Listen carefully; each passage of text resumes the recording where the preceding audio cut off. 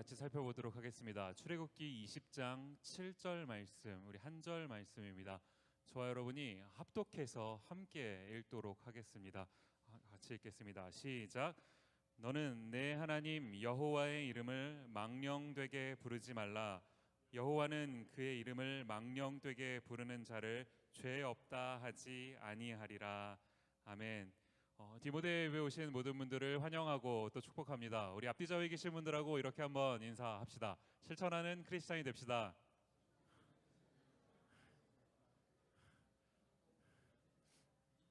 힘드시죠? 날씨가 막 이렇게 우중충하고 막 더웠다, 약간 비 왔다 막 이러니까 막 이렇게 좀 찌뿌둥한 것 같은데 이렇게 마음을 잘 붙잡고 있으면 졸리지 않습니다. 여러분 힘드셔도 한번 끝까지 버티는, 오늘 그 VBS 한 주일학교 선생님들 고생 많으셔서 아마 피곤하실 것 같은데 하나님께서 은혜를 주시기를 바랍니다. 아멘. 자, 여러분 언젠가 이제 여러분 지훈 형제 오셨는데 결혼하신 분도 있고, 네, 결혼을 이제 여러분 하시겠지만 결혼해서 자녀를 낳으면, 애를 낳으면 이름을 뭐라고 지으실 건가요? 한번 생각해 보신 거 있습니까? 저도 이제 이 부분을 놓고 저한테도 굉장히 중요한 그런 문제이지 않았겠습니까? 이 애를 낳고 이름을 짓는다는 거요. 그래서 저도 그 첫애 이한이를 낳기 전에 이제 이 부분으로 고민을 하면서 이제 저 나름대로의 이제 그 계획이 있었습니다. 이제 저는 지난번에도 말씀드렸던 것 같아요. 첫째를 임신했을 때 당연히 딸일 거라고 믿었습니다. 이유는 없어요. 밑도 끝도 없이 그냥 딸일 거라고 믿었어요. 그냥 그러고 싶었던 마음이 아마도 너무 컸던 거가 아닐까 생각이 드는데, 해가지고 이제는 아들 이름은 당연히 생각도 안 했고, 딸을 낳으면 이제 이 딸 이름을 뭐라고 지을까를 계속 고민한 거 아니겠습니까? 이제 아내하고 딱히 뭐 그 초반에는 이제 말은 안 했어요. 그런데 이제 제 나름대로 그 딸 이름을 막 고민하다가 이제 그 생각했던, 이제 후보로 생각했던 이름이 뭐였냐면 봄이라는 이름이었습니다. 봄. 문득 다행이라고, 제가 설교를 준비하다가 다행이라고 생각이 드는 게, 만약에 진짜로 이 이름을 져서 진짜 딸이 태어났는데 이름을 봄이라고 지었는데 미국에 왔잖아요. 누가 막 이름을 물어보는 거 아닙니까? What's your name? What's your daughter's name? 하는데 갑자기 제가 발음을 잘 못해갖고 밤 이러면 굉장히 난감해지는 거 아닙니까? 이 딸인데. 그때는 아무튼 미국에 오기 전이니까 이제 그 봄이라는 이름이 그 어쨌든 이한이가 3월생이거든요. 어쨌든 이제 봄에 태어날 거기도 했고 뭐 등등의, 이제 봄이라는 이름이 참 예쁠 것 같다라는 생각을 했었어요. 그런데 가만히 이렇게 보니까요, 그 첫 아이가 딸일 거라고 생각했던 게 이제 저만이 아니더라는 겁니다. 저희 아내도 동일하게 딸일 거라는 믿음을 가지고 이제 그 딸의 이름을 몇 가지를 이제 제시를 하는 거예요. 그 중에 이제 저한테 얘기했던 이름 중에 하나가 뭐냐니까, 어차피 이제 우리가 미국에 갈 거니까 이제 한국어와 미국을 같이 쓸 수 있는 이름을 지으는 게 좋겠다. 그러면서 이제 제시한 후보가 뭐냐니까 마리. 근데 제가 하필 김씨잖아요. 김마리, 이거는 아니다. 그래서 제가 이거는 도저히 안 된다. 그래갖고 결국에는 굳고 말렸어요. 이제 그러다가 이제 시간이 금세 흘러서 그 16주가 이제 지나갔습니다. 16주가 지나면요, 여러분 나중에 이제 결혼해서 임신하시면 알겠지만 이제 성별을 알 수가 있습니다. 병원에 저도 다니던 그 병원 산부인과가 있었는데 이제 갔더니 저희 그 주치의가 있어요. 담당하시는 선생님이 계시는데 이 선생님이 하필이면은 아닌데 감사한 건데 그 원장님이셨어요. 그 병원의 원장님, 얼마나 실력갑니까, 원장님. 게다가 초음파 전문의. 그러니까 그 산부인과 선생님들도 다양한 전문이 있더라고요. 근데 하필이면 이제 초음파 전문이었는데, 이제 그러니까 이분이 그 초음파를 보시면 어지간해서는 실수가 없는 거죠. 근데 이분이 그 16주에 이제 그 초음파를 보시더니 제가 그 사역하고 있는 교회 사역자인 걸 알아주셨어요. 그래서 원래 적나라하게 아들인지 딸인지를 알려주면 불법이잖아요. 근데 이제 저를 딱 보시더니 어차피 허튼 짓 안 할 걸 알고 계셨으니까 첫 일성이 뭐냐니까 아들이네. 전 딸인 걸 믿고 있었는데 아들이네 이러시는 거예요. 제가 순간에 그날의 충격이 꽤 커가지고 뭐 감사합니다 이런 말이 먼저 나오는 게 아니라 제가 제일 먼저 했던 반응이 뭐냐면 바뀔 가능성은 없나요? 이게 저의 첫 번째 말이었어요. 그랬더니 선생님 되게 황당하게 저를 쳐다보시면서 한 마리 더 나 이러시더라고요. 아무튼간 이제 그렇게 해서 이제 첫 아들이 나온 겁니다. 딸 이름 계속 고민하고 있었는데 아들이라고 이제 하니까 이제 그때부터는 그냥 대충 적당히 지은 건 아니고요. 그래도 이제 아들도 나름대로 첫애니까 열심히 고민을 했습니다. 그렇게 해서 이제 지은 이름이 이한이에요. 즐거워할 이자에 평안할 안자를 쓰는 이한인데 여러분 잘 아시겠지만 선생님들 주일학교 선생님들 잘 아실 거예요. 지는 항상 즐겁고 평안하잖아요. 이게 사람 이름을 참 잘 져야 됩니다. 이제 그렇게 하고 나서 첫애가 크고 나서 이제 둘째가 하나님이 또 은혜를 주셔서 둘째를 주셨는데 성별을 크게 기대는 안 했어요. 첫째 때 이제 너무 한번 그런 일이 있었다 보니까 이제 크게 기대는 안 하고 있었는데 하나님 감사하게도 또 딸을 허락해 주신 건 아닙니까? 한참 이제 고민을 하다가 이름을 뭘로 지을까 하다가 아내랑 이제 상의 끝에 조이라는 이름을 지었습니다. 이 조이라는 게 그 J-O-Y로 쓸까 Z-O-E-Y로 쓸까를 고민을 한창 했어요. 그다음에 이제 후자를 선택을 했습니다. Z라고 하면 안 되나요? Z-O-E-Y. 네. 이거를 이제 이름을 줬는데 이게 이제 그 히브리어에 있는 조에라는 말에서 이제 파생된 말이에요. 이게 생명이라는 뜻을 가지고 있습니다. 참 이쁘죠? 저만 이쁜가요? 네. 네, 한자로도 있어요. 아직 그 한국어 등록을 안 해서 훗날에 언젠가 이제 등록을 해야 되는데 한자로도 이제 똑같이 그 조이의 이자는 즐거워할 이자 이한이랑 똑같이 그걸 쓸 생각이고 이제 조자는 복조자를 쓸까 아니면 예쁘다 조자를 쓸까 이런 조도 있더라고요. 그래서 어차피 예쁜데 뭐 이름까지 예뻐도 어쨌든 그런 고민을 하고 있습니다. 그 사람이 이제 그 이름을 붙이는 거에 왜 이렇게 이제 의미를 부여하냐라고 보니까요.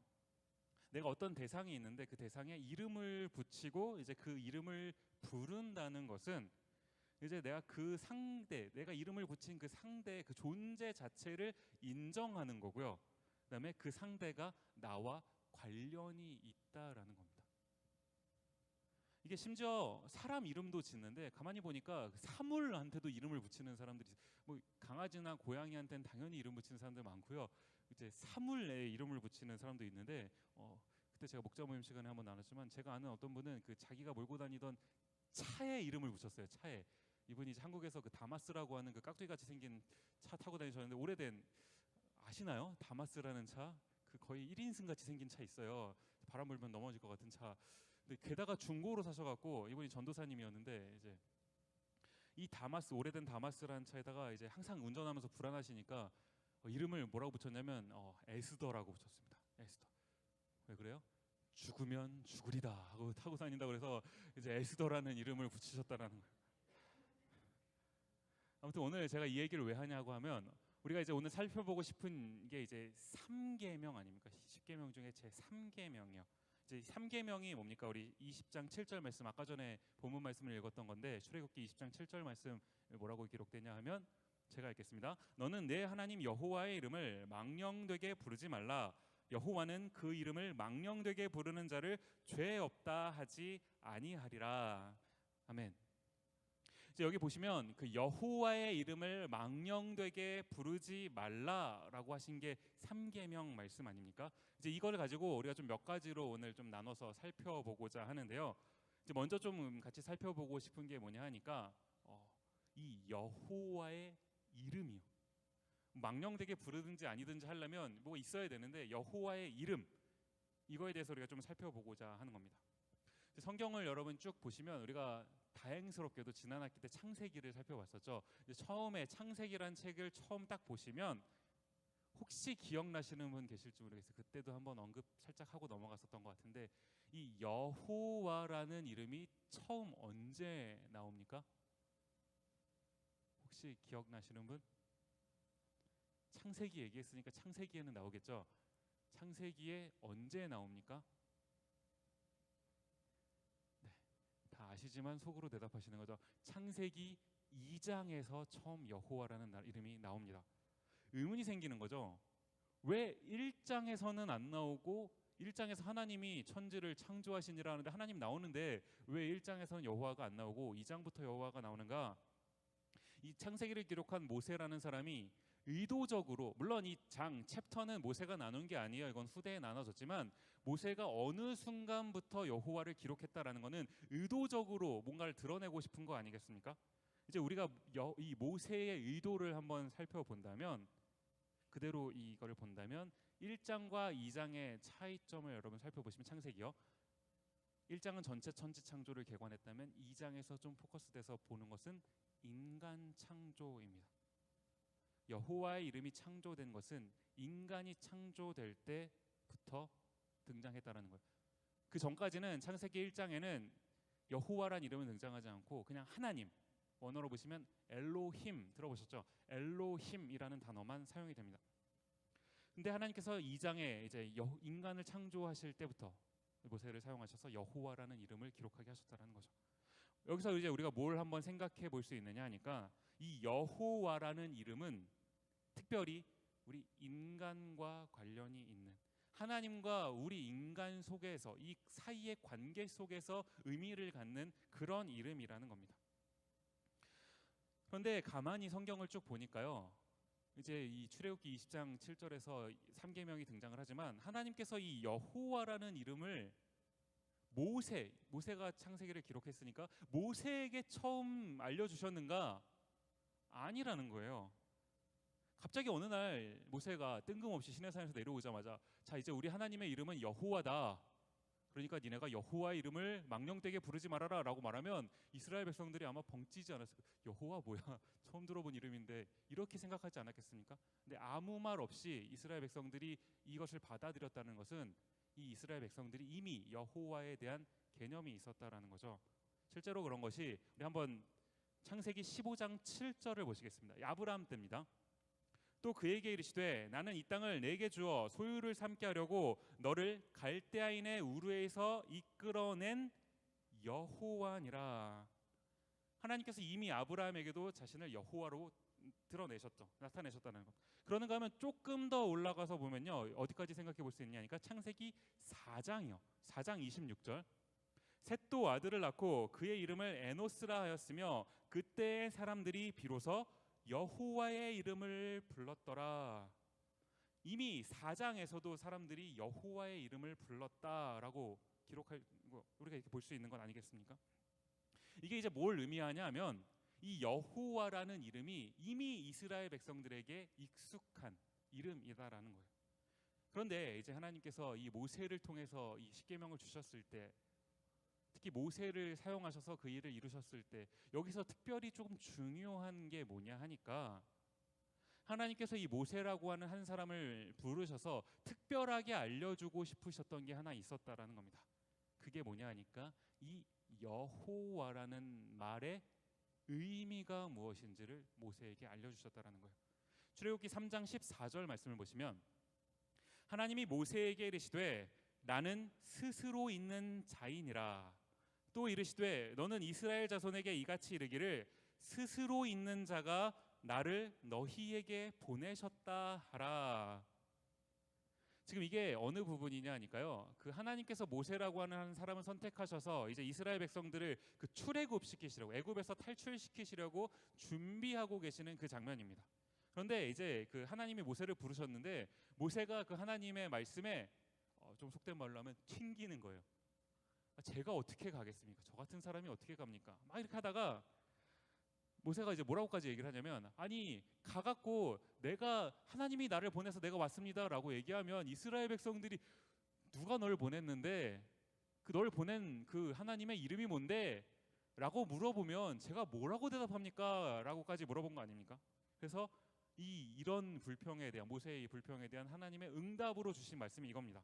나는 스스로 있는 자다. 이게 그 한국말 성경, 제가 신학교 다닐 때 보면요, 보통은 이제 한국말로 번역을 할 때, 성경은 다 번역본 아닙니까? 번역을 할 때 대부분은 번역이 좀 잘 안 돼요. 원문의 의미를 다 못 담아내는 게 보통인데, 교수님들이 그나마 그래도 이건 참 그래도 한국말 성경이 잘 드러냈다 의미를 라고 평가하시는 부분이 딱 이 부분입니다. 나는 스스로 있는 자다. 영어 성경으로 보시면 역시 대문짝막에 써 있네요. 그죠? I am who I am. 하나님의 이름이 뭡니까? I am who I am. 이름이 뭡니까? 나는 나다. 그죠? 나는 존재다. 굉장히 어렵죠. 여호와의 말의 의미가 이거라는 겁니다. 여호와라는 말의 의미가 I am who I am. 정확하게 말하면 뭡니까? 여호와라는 단어는 우리가 이제 편의상 하나님의 이름이라고 지칭하기는 하는데 사실은 이것은 이름이라고 하기보다는 그냥 하나님의 존재를 나타내는 어떤 말이라는 거예요. 그러니까 하나님이 어떤 존재라는 겁니까? 이한이는 제가 이름을 이한이라고 붙이고 이한아라고 불러야 이제 얘가 이한이로 불리는 거고 의미가 있는 거죠. 그러나 우리 하나님은 내가 어떻게 그 이름을 만들어서 지어 붙여드리고 그 이름을 불러드리지 않아도 스스로 이미 계신 자, 나는 이미 스스로 있는 자고 이미 하나님이라는 거예요. 이미 스스로 계신 분이시라는 겁니다. 하나님께서 이 스스로를 칭할 이름을 우리가 편의상 그냥 이름이라고 하는데 이 여호와라고 이제 가르쳐 주신 것인데 이제 이 이스라엘 백성들 모세를 위시해서 이스라엘 백성들이 이 십계명을 하나님으로부터 받았을 때 너의 하나님 여호와의 이름을 망령되게 부르지 말라라고 하신 것 아니겠습니까? 그렇다고 보니까 이제 이 이스라엘 백성들이 두려운 거죠. 하나님이 직접 명령을 주셨는데 나의 이름 여호와를 망령되게 부르지 말아라 그러시니까 무서운 거죠. 잘못 불렀다가 만에 하나 실수로 잘못 불렀다가 망령되게 부르면 어떡합니까? 그러니까 어떻게 한 거예요? 안 부른 겁니다. 이따가 여러분 성경 공부 시간에 이제 가시면 그 성경 공부 교재를 보시면 나오겠지만 그 구약 성경에 기록된 히브리어라는 언어를 보면요, 이 언어는 재미있는 게 모음이 없습니다. 아야, 어여, 오요, 우유, 의가 없어요. 자음만 있습니다. 자음만, 기역, 니은, 디귿, 리을만 있는 거예요. 쉽게 말하면. 그러니까 하나님께서 여호와라는 어떤 이름을 가르쳐 주셨는데 이 이름이 자음만 기록됐다는 겁니다. 자음만. 그런데 사람들이 여호와 이름을 함부로 부를 수 없다라고 하다 보니까 안 불렀어요. 그러니까 성경에 나오는데 어떤 글자, 철자가 이게 여호와의 이름이다라고 가르쳐 주셨으면 이제 그 단어가 어떻게 나오면 어떻게 했냐니까 그냥 이것을 주님이라는 말로 바꿔서 불렀다는 겁니다. 성경에도 보시면 여호와라고 번역될 때 많은 경우에 로드로 번역을 합니다. 주님이라고 불렀다는 거예요. 이제 히브리어로도 보면 아도나이라는 말인데 이제 주님이라는 말이 여호와의 이름이 너무 존귀하고 귀하니까 함부로 부를 수가 없으니까 여호와라는 어떤 이게 있으면 단어가 있으면 이것을 그냥 아도나이 주님이다라고 부르고 넘어갔다는 겁니다. 그러다 보니까 이제 시간이 흘렀어요. 시간이 한참 흐르다 보니까 나중에 하나님이 분명히 뭐라고 가르쳐 주셨는데 그 가르쳐 주신 철자를 어떻게 읽는지를 어떻게 됐을까요? 까먹은 겁니다. 모음이 없으니까요. 서로가 다 이걸 어떻게 읽는지를 모르게 된 거예요. 그래서 이제 하나님께서 가르쳐 주신 그 자음에 아도나이라고 하는 주님이라는 말에 그 모음을 합쳐가지고 막 만들어서 낸 말이 여호와라는 말로 우리가 번역해서 사용을 하고 있는데 또 어떤 사람들은 여호와는 그건 좀 정확한 발음이 아니고 야훼다 혹시 들어보셨죠? 야훼다라고 말하는 사람들 야외다라고 하시는 분들도 계시고요. 아니 뭐 제호바, 지호바 이렇게 부르는 사람들도 있고요. 뭐가 정확한 발음인지는 알 수가 없습니다. 각자의 그 나름의 논리는 있어도 정확하게 뭔지는 우리가 정답을 내릴 수는 없어요.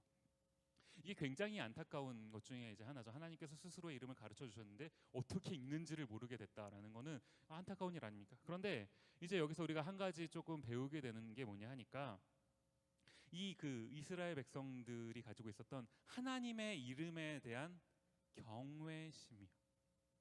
제가 DTS를 할 때나 좀 사석이나 성경 공부 시간에 몇 번 얘기한 적이 있었던 것 같아요. 근데 제가 이제 이번 주에 이제 설교를 준비를 하다가 보니까 제가 조금 잘못 알고 있었던 게 있어서 이건 좀 정정을 하려고 하는 건데 옛날에는 이제 복사기가 없으니까요. 사람들이 다 일일이 손으로 써서 이제 책을 썼죠. 그걸 이제 필사라고 하지 않습니까? 성경책도 마찬가지예요. 이제 필사를 다 해서 전해졌기 때문에 필사본이 있는 건데 이 필사를 하다가 보면은 중간에 이제 이 여호와라는 이름이 등장하는 거잖아요.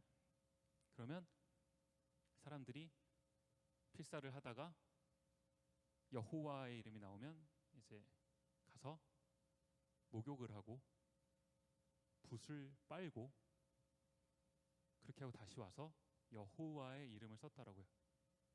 근데 이게 저는 한국말 성경으로 번역이 될 때 이런 줄 알았었는데 제가 좀 자료를 찾아보니까 이 한국어로 번역될 때가 아니라 유대인들이 이렇게 했었다고 하더라고요. 유대인들이 성경을 필사할 때. 이게 만약에 진짜라고 한다면요, 성경책 한 장 쓰는데 여호와가 한 10번 나오면 10번을 목욕을 하고 10번을 붓을 빨고 와서 이제 쓰는 것 아닙니까? 뭐 이 말이 진짜인지 가짜인지를 이 시간에 따져보자는 건 아닙니다. 근데 우리가 이것을 통해서 한번 생각해봐야 될 그 정신, 그게 뭘까? 근데 제가 사실 설교를 좀 준비하다가 곰곰이 생각을 해봤는데 이 유대인들, 특히 그 우리가 성경을 통해서 보잖아요. 그 문자적으로 막 그 계명을 지키려고 노력했던 사람들의 모습을 상상해 보면 진짜 이렇게 했었을지도 모르겠다라는 생각이 들어요. 10번이고 100번이고 목욕하고 붓 빨고 했을지도 모르겠다라는 생각이 듭니다. 어쨌든 우리가 배워야 될 게 뭐냐 하니까 그만큼 이 여호와라는 말의 이름, 그 이름의 가치를 소중하게 여겼다, 경외했다라는 것을 우리가 살펴본다라는 거예요. 그렇다면 우리는 과연 이 여호와의 이름을 어떻게 경외할 수 있는가? 이거 아닌가요? 이제 여호와라는 이름이 너무나 소중하고 존귀한 이름이니까 우리도 내가 함부로 올릴 수 있는 그 이름이 아니다, 함부로 내뱉을 수 있는 이름이 아니니 안 부르면 되는 겁니까? 똑같이 그냥 주님 하고 넘어가면 되는 건가요? 하나님께서 원하시는 게 내 이름이 너무 존귀하니 네 부르지 말아라 라고 하신 걸까요? 자, 그런가 하면 우리가 또 한 가지 좀 살펴보고 싶은 게 뭐냐 하니까 이제 10계명 3계명에서 여호와의 이름을 망령되이 부르지 말아라 라고 되어 있는데, 이 망령되이라는 말을 좀 살펴보고 싶은 거예요. 하나님이 여호와의 이름을 부르지 말아라 라고 말씀하신 게 아닙니다. 망령되게 부르지 말아라 라고 말씀을 하신 거라는 거예요. 이 망령되다 라는 말을 제가 좀 찾아보니까 히브리 원어로 샤베라는 단어를 씁니다. 샤베.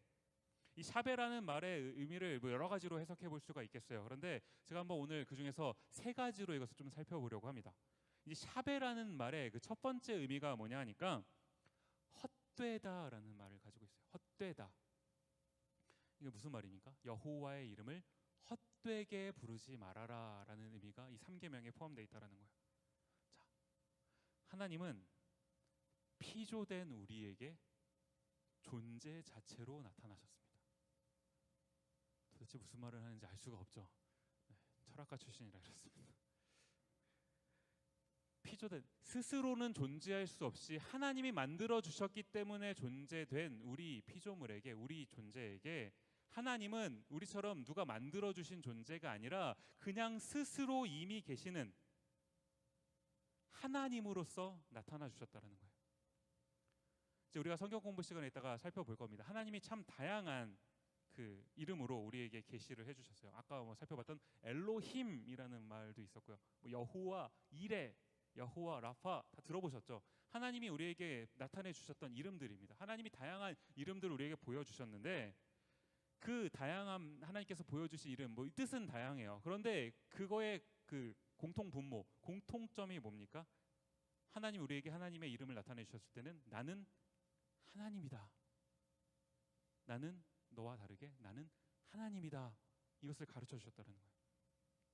이런 하나님을요, 우리는 우리가 하나님을 알아가고 싶어서 찾는다고 찾아갈 수가 없습니다. 하나님이 우리에게 보여주시면 딱 보여주신 만큼만 알 수 있는 거예요. 그런데 하나님이 성경이라는 것을 통해서 우리에게 하나님에 대해서 드러내 주셨는데, 하나님께서 우리에게 보여주신, 계시해 주신 그 하나님을 내가 믿지 않는 것, 하나님이 나는 이런 하나님이다 라고 알려주셨는데 내가 그 하나님을 믿지 않는 것, 이것이 여호와의 이름을 망령되게 부르는 일이다 라는 겁니다. 그런가 하면 또 한 가지 우리가 좀 살펴보고 싶은 게, 이 샤베라는 말이 또 갖는 의미가 뭐냐 하니까 가치 없이라는 이제 뜻도 가지고 있다라는 거예요. 제가 그 신학대학원 다닐 때, 한국에서 총신대학교 신학대학원 다닐 때 독특한 교수님이 한 분 계셨어요. 그분들이 항상 강의할 때 보통은 다 지루한데 이제 그분 강의는 좀 재밌었는데 그분이 가끔 저희한테 하시는 말씀이 뭐냐면 그 이제 교회 오래 다닌 사람들, 신학교 좀 다니면 교회를 오래 다닌 사람들이 대부분이잖아요. 그럼 이제 하는 그 버릇 중에 하는 말이 뭐냐면 저도 가끔씩 그럽니다. 이제 주여, 버릇처럼 하는 말이 있어요. 근데 이 교수님이 어디 가서 좀 주여 좀 하지 말라는 거예요. 말끝마다 주여, 무슨 뭐 안 좋은 하는 상황이 발생하면 주여. 지금 이 주여를 뭘로 사용하고 있다는 겁니까? 제기랄, 젠장이랑 똑같이 사용하고 있다는 거예요. 영어로도 보면요, 저 빼고는 아마 여기 대부분이 한국말보다 영어가 편하시니까, 그죠? 네. 영어도 그렇지 않습니까? 뭐만 있으면 Jesus. 또 뭐예요? 오 마이 갓. 요즘에 오 마이 갓 많이 안 쓰긴 하는 것 같긴 한데 오 마이 갓 쓰지 않습니까? 이게 무슨 일이 있을 때 젠장, 제기랄 이라는 말이랑 뭐가 다릅니까? 그러는가 하면 또 이 샤베가 갖고 있는 또 한 가지 의미 뭡니까? 거짓이라는 의미를 가지고 있다는 거예요. 내가 내 생각을 얘기하는데 마치 하나님의 생각인 것처럼 말하는 것, 굉장히 위험한 거죠. 우리가 가끔씩 이럴 때 있어요. 내가 기도 많이 하고 생각도 많이 했는데 내가 생각했을 때는 이게 이런 것 같아. 우리가 이렇게 말할 수 있습니다. 그죠? 그런데 똑같은 상황을 내가 정말 기도를 많이 해봤더니 하나님께서 나에게 이런 마음을 주셨어 라고 말하는 경우가 있어요. 다 잘못됐다는 건 아닙니다. 그런데 그 주신 마음이 하나님께서 주신 마음인지 내가 가진 마음인지 어떻게 확신할 수 있습니까? 단정 지어버리면 거짓 사용하게 된다는 거죠. 몇 가지를 살펴봤는데요. 이따 성경 공부 시간에 가시면 이 부분에 대해서 여러분 좀 더 토론하시게 될 수 있을 것 같아요. 근데 지금 하나님께서 여호와의 이름을 망령되게 부르지 말라라고 말씀하셨는데 하나님께서 이것을 지금 이렇게도 하지 말고 저렇게도 하지 말고 하지 말아라 이렇게 저렇게 막 해서 막 다 쳐내고 그런 것인가요? 그걸 지금 우리한테 말씀하시고자 이 계명을 우리한테 주신 겁니까? 물론 이제 우리가 방금 살펴본 것처럼 경우에 따라서 조심해야 될 부분들이 있습니다. 하나님의 존귀하신 이름을 함부로 사용하면 안 되죠. 그러니까 조심해야 됩니다. 그렇기 때문에 하나님께서 조심해라라는 의미로 이 계명을 주신 것이기도 하지만 여호와의 이름을 망령되게 부르지 말라라는 말을 조금만 더 적극적으로 해석을 해보면요, 우리가 이것을 어떻게 해석해 볼 수 있는 겁니까? 하나님께서 이 말을 1차적으로는 모세라는 사람에게 주셨죠. 그런데 조금 더 깊이 생각해 보면 결국 우리 모든 하나님의 백성들에게 주신 말입니다. 왜 알려주셨습니까? 하나님이 하나님의 백성들을 왜 선택하셨고 이 이름을 왜 알려주셨습니까? 출애굽기 9장 16절 말씀 보시면 이렇게 기록합니다. 하나님께서 모세에게 하신 말씀입니다. 내가 너를 세웠음은 나의 능력을 내게 보이고 내 이름이 온 천하에 전파되게 하려 하였음이니라. 나의 능력, 하나님의 능력이에요. 이게 지금 하나님이 갑자기 무슨 뭐 수련을 통해서 아니면 하나님이 뭐 기도를 하셔갖고 뭐 더 큰 하나님이 하나님한테 능력을 주시는 겁니까? 아니잖아요. 하나님은 이미 존재 자체가 능력이신 분이고 능력이 이미 있으신 분입니다. 그 능력 자체예요. 하나님. 그 분이 그 능력을, 그 이름을 1차적으로 모세이지만 결국 우리 아닙니까? 우리 모든 그리스도인들에게 보여주신다. 그 이름이 뭡니까? 이유가 뭡니까? 우리가 여호와의 이 이름, 하나님께서 우리에게 보여주신 그 능력의 이름을 의지해서 살아가라. 매 순간 하나님의 이름, 하나님이 주시는 그 능력을 힘입어서 하루하루를 살아가라. 그것을 통해서 너희가 나의 백성임을 드러내겠다. 하나님이 이렇게 말씀하시는 건 아닌가요? 제가 이제 이 부분을 좀 묵상을 하고 있는데 문득 떠오르는 성경의 이야기가 하나 있는 겁니다. 사도행전으로 한번 가보겠습니다. 11장 1절 말씀이요. 유대인은 사도들과 형제들이 이방인들도 하나님의 말씀을 받았다 함을 들었더니, 지금 이게 무슨 말이냐면요, 지금 이게 사도행전입니다. 이제 초대 교회에 있었던 일이에요. 얼리 처치 때.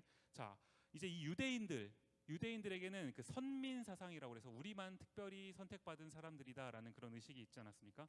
그러니까 하나님의 말씀은 우리 같은 선택받은 사람들에게만 허용된 것이지 다른 이방인이나 다른 잡족들한테는 허용된 것이 아니다라는 것을 이제 굳게 믿고 있었던 사람들입니다. 그런데 이 사람들이 이방인들도 하나님의 말씀을 받았다라는 소식을 들은 겁니다.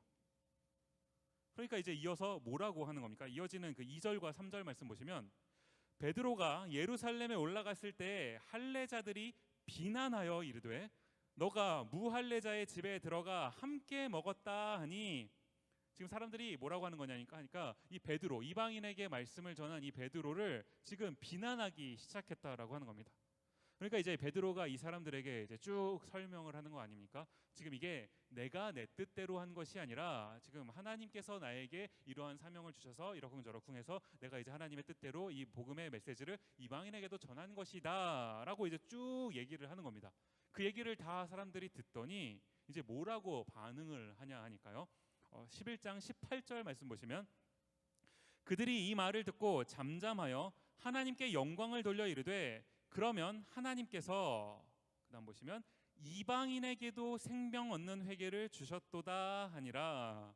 자, 이제 이런 일이 이제 좀 일어나고 나니까 이제 이어서 일들이 어떻게 쭉 진행이 되는 겁니까? 이어지는 19절 20절 말씀 보시면 그때 스데반의 일로 일어난 환란으로 말미암아 흩어진 자들이 베니게와 구브로와 안디옥까지 이르러, 그다음 보시면 유대인에게만 말씀을 전하는데, 그럼 쭉 보십시다. 그 중에 구브로와 구레네 및 사람이 안디옥에 이르러 헬라인에게도 말하여 주 예수를 전파하니. 무슨 말인지 아시겠죠? 유대인에게만 말씀이 전해졌었는데 이제는 헬라인에게까지, 이방인에게까지 복음이 전해졌다라는 말입니다. 이제 이런 일로 인해서 어떠한 일이 발생을 하는 겁니까? 쭉 가셔서 26절 말씀해 보시면요, 만남에 안디옥에 데리고 와서 둘이 교회에 1년간 모여 있어 큰 무리를 가르쳤고 제자들이 안디옥에서, 그다음 보시면 비로소 그리스도인이라 일컬음을 받게 되었더라. 그리스도인이요, 크리스찬. 지금 이 사건이 뭘 말해주고 있는 겁니까? 뭐 이 의미에 대해서 우리가 다양하게 살펴볼 수 있겠지만 한 가지 뷰로 보시면요, 교회에 등록을 했다고 해서 그냥 예배에 참석을 한다고 해서 그리스도인이라고 불려진 게 아니라 하나님의 백성답게 살아갈 때 그때야 비로소 사람들에게 그리스도인이라 불려졌다는 겁니다. 크리스찬이라고. 그리스도인으로 크리스찬이라고 불려진다라는 게 무슨 걸 의미하는 겁니까? 뭔가 다르다는 거예요. 그 전까지는 크게 다르지 않았는데 이때부터 뭔가 다르다는 거 아닙니까? 세상과는 뭔가 다르게 사는 사람들이. 우리가 뭘로 세상과 좀 다르게 살 수 있겠습니까? 그냥 우리의 형편을 좀 보면 사실 다 고만고만해요. 경제적으로 어려울 때 똑같이 어렵고 시험 못 보면 똑같이 힘들어하고, 그죠? 배고플 때 똑같이 배고프고요. 가끔은 더 배고프고. 고만고만해요. 고만고만. 딱 한 가지요. 우리가 세상과 구별될 수 있는 딱 한 가지. 그리스도의 이름으로 살아가는 거.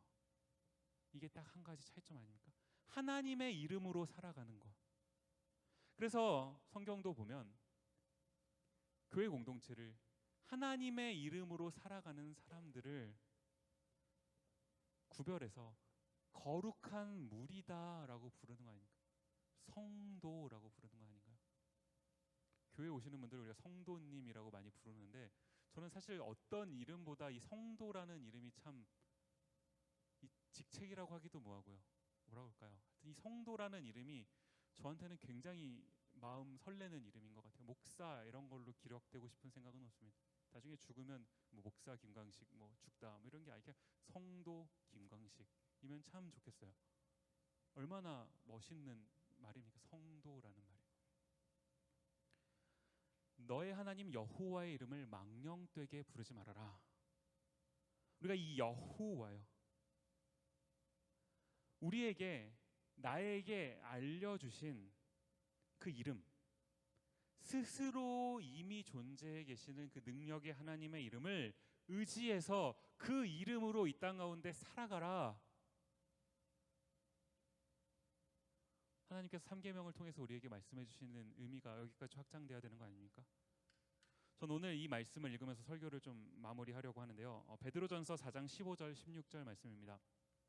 너희 중에 누구든지 살인이나 도둑질이나 악행이나 남의 일을 간섭하는 자로 고난을 받지 말려니와. 다음 보시면 만일 그리스도인으로 고난을 받으면 부끄러워하지 말고 도리어 그 이름으로 하나님께 영광을 돌리라. 우리가 이 땅에서 살아가는 거 쉽지 않습니다. 구별되어 크리스찬 그리스도인으로 살아간다는 거 쉽지 않아요. 그러나 성경이 분명히 얘기합니다. 그 능력의 이름, 우리에게 계시해 주신 그 이름이 여호와의 이름만이 능력이다. 우리 이 능력을 의지해서 우리 모두 다 이 땅 가운데서 그리스도인으로 삽시다. 아멘. 저는 오늘 이 찬양 함께 부르고 싶은데요. 수많은 무리들이 줄지어라는 찬양인데요.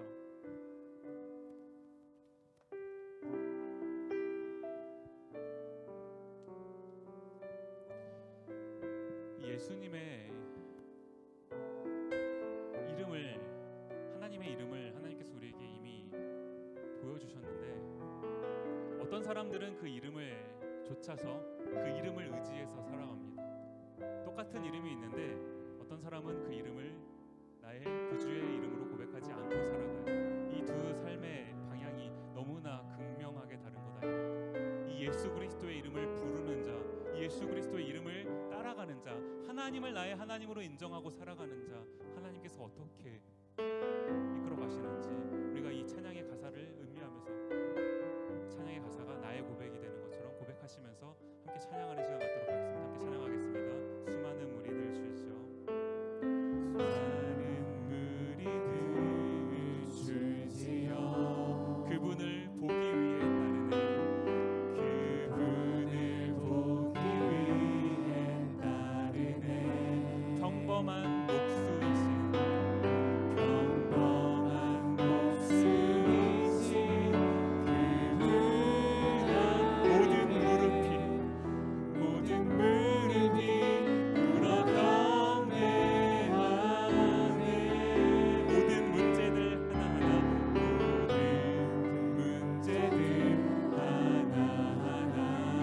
죽음까지도 힘을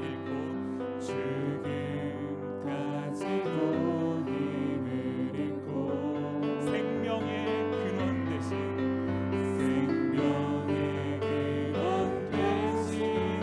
예수 이름 앞에 모든 권세들 굴복하네.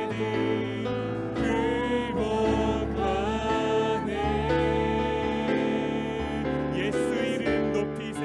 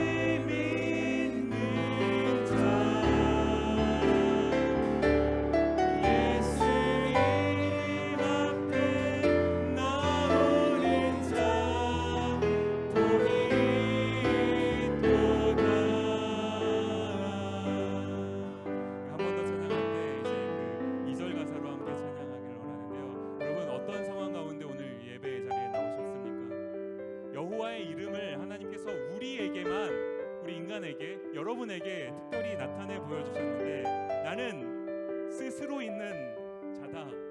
나는 능력의 하나님이다. 나는 하나님이다. 나는 하나님이다 라고 여러분에게 나타내 주셨는데 여러분 그 하나님을 삶 가운데서 얼마나 신뢰하시다가 오늘 이 자리에 나오셨습니까? 여러분이 가지고 있는 여러 가지 문제들 때문에 그 능력의 하나님을 잠시 잊었던 것 아닙니까? 이 시간 우리가 2절로 한 번 더 고백할 때